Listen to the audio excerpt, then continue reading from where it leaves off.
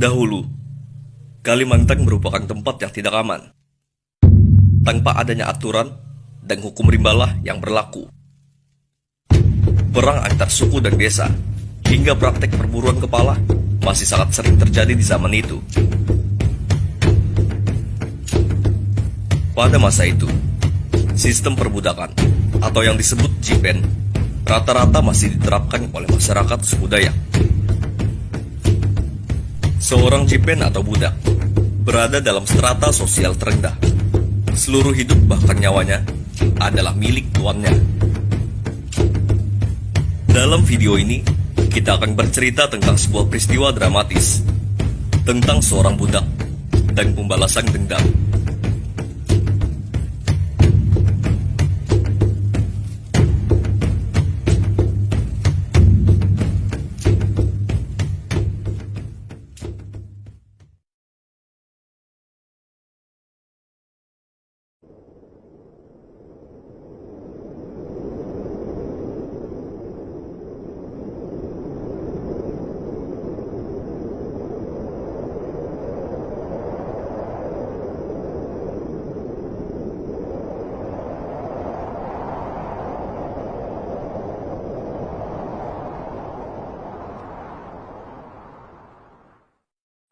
Pada suatu waktu, sebuah desa diserang oleh kelompok pemburu kepala dari desa lain. Para pasukan pemburu kepala ini memporak-porandakan dan membantai para penduduk desa tersebut tanpa belas kasih. Penduduk desa setempat mencoba untuk melawan, namun perlawanan mereka sia-sia karena para pasukan pemburu kepala ini memiliki kekuatan tempur yang jauh lebih unggul dan persiapan yang matang dalam melakukan penyerangan. Alhasil, perang tersebut dimenangkan oleh pihak desa pemburu kepala dengan banyaknya korban yang berjatuhan. Sesuai dengan kebiasaan pada zaman dahulu, pihak yang memenangkan perang ini mengambil para penduduk desa yang masih tersisa untuk dijadikan jipen atau budak. Dan dalam sekejap, kehidupan para penduduk desa yang sejahtera berubah drastis dan harus hidup sebagai budak para penduduk desa pemburu kepala, tanpa adanya kemerdekaan, tanpa adanya kebebasan.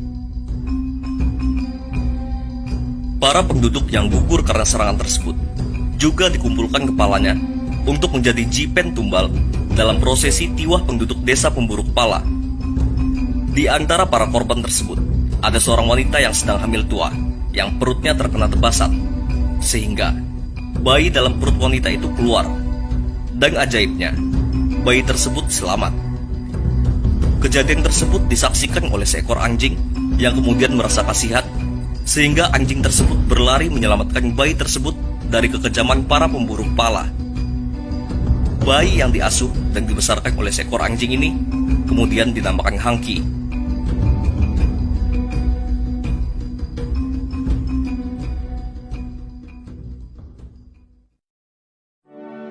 Waktu berlalu, dan bayi bernama Hangki itu semakin bertambah besar. Ia tumbuh menjadi anak yang gesit dan lincah. Dan hari demi hari, akhirnya ia pun menjadi dewasa. Melihat Hangki yang telah menjadi sosok pria kuat, orang tua asuhnya itu bangga dan merasa berhasil membesarkannya. Walaupun dibesarkan oleh seekor anjing, namun Hangki hidup seperti layaknya manusia pada umumnya dan membaur dengan orang-orang di desa sekitar. Hangki benar-benar menikmati hidupnya. Setiap harinya, ia merasakan kebebasan tanpa harus mempertanyakan mengapa orang tuanya itu merupakan seekor anjing.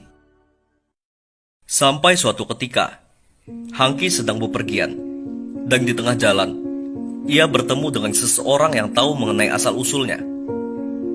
Tak diketahui pasti siapa orang itu, namun orang itu menceritakan tentang asal-usul Hangki secara detail dan bagaimana mengerikannya peristiwa itu dahulu.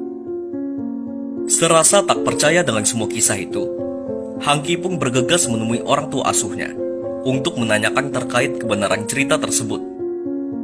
Setelah menemui orang tua asuhnya dan menanyakan kebenaran asal-usulnya itu, orang tua asuhnya itu membenarkan bahwa orang tua kandung Hangki dan para penduduk desa asalnya telah dibantai oleh kelompok desa pemburu kepala, dan Hangki merupakan keturunan jipen atau budak.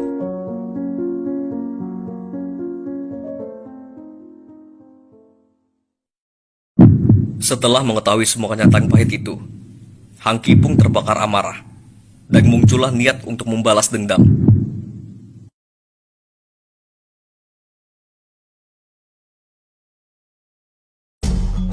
Hangki menguatkan tekadnya, dan melatih dirinya untuk mempersiapkan skenario balas dendam, siang dan malam. Hingga akhirnya, Hangki yakin bahwa semua persiapannya telah matang. Hangki pun kemudian mendatangi orang tua asuhnya itu dan merundingkan keinginan balas dendamnya. Dan singkat cerita, akhirnya anjing itu menyetujui niat balas dendam Hangki.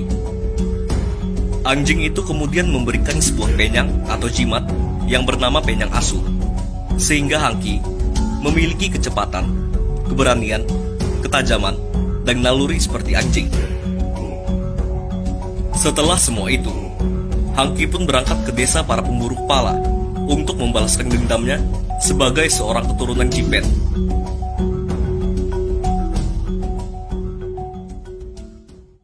Akhirnya, tibalah Hangki di desa para pemburu kepala, dan akhirnya dimulailah pembalasan dendamnya atas segala kepahitan di masa lalu. Hangki mengamuk di desa itu dan menyerang para penduduk seorang diri tanpa ditemani siapapun. Melihat hal itu, para pasukan pemburu kepala mencoba melawan Hangki yang hanya seorang diri. Namun semua itu sia-sia. Para pasukan pemburu kepala yang terkenal dengan kemampuan tempurnya itu dibantai satu persatu oleh Hangki yang menggila dan bermandikan darah. Dan saat itu, orang-orang menyadari yang mereka hadapi bukanlah manusia, melainkan monster yang telah terbakar amarah. Di situ, Hangki akhirnya berhasil membalaskan dendamnya sebagai seorang keturunan Jipen. Dan setelah itu, nama Hangki berubah menjadi Bang Dehun. Hangki atau Bang Dehun ini kemudian mengumpulkan mayat korban-korbannya dan membuat sebuah betang dari tulang belulang korbannya itu. Tiang betang dibuat dari tengkorak-tengkorak manusia, bagian-bagian betang dari tulang manusia, dinding dari kulit manusia, dan atap dari rambut manusia. Betang inilah sebagai penanda keberhasilan pembalasan dendamnya, dan juga sebagai bukti bahwa begitu banyaknya korban dari amukannya itu, sehingga bisa membuat sebuah betang.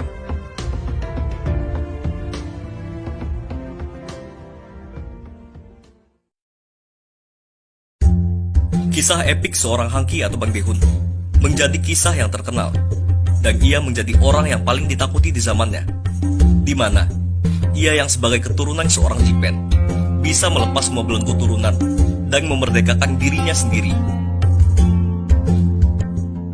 Setelah itu, Hangki atau Bang Dehun ini pergi menggaibkan dirinya yang dikenal dengan istilah nganyang dan melepaskan dirinya dari kehidupan duniawi, sehingga ia menghilang tanpa jejak dan meninggalkan sebuah cerita tentang seorang budak dan pembalasan dendam.